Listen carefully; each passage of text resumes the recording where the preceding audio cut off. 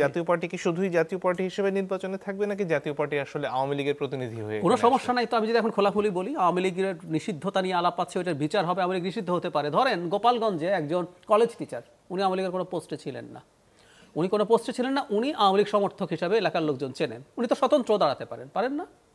আপনি ওনাকে কিসের ভিত্তিতে ওনাকে বাতিল করবেন, না করবেন? দেখা গেছে যে কোনো একদিন আওয়ামী লীগের একটা সভায় উনি গেছেন, এই ভিত্তিতে তো আপনি পারেন না। আপনাকে আইন দিয়ে চলতে হবে, আপনার পছন্দ না হলে তো পারমিট করতে হবে। হ্যাঁ, তাদের লাঙ্গল নিয়ে দাঁড়িয়ে যাওয়ার সম্ভাবনা আছে, আপনি এটা প্রিভেন্ট কীভাবে করবেন, কেন করবেন? আমি সরিয়ে রাখি, ওনাকে কি ইন্ডিপেন্ডেন্ট ইলেকশন করতে দেওয়া যাবে না? যিনি ইভেন আওয়ামী লীগের যদি পদে থাকা কেউ হয়, যার বিরুদ্ধে ফৌজদারি অপরাধ নেই, যিনি ফেরারি না, এই যে আজকে যেগুলো হয়েছে সব যদি হয়ে থাকে, ক্রাইটেরিয়া ফুলফিল করলে উনি নির্বাচন করতে কেন পারবেন না?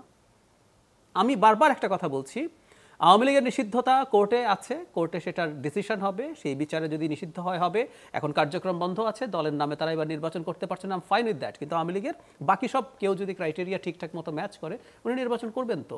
সুতরাং যদি করে, জাতীয় পার্টি থেকে করবে, আমাদের মেনে নিতে হবে। আমরা ডেমোক্রেসির কথা বলি, কিন্তু আমরা আমার যেটার সাথে একমত না বা পছন্দসই না সেটাও মেনে নেব না, এটা তো হতে পারে না।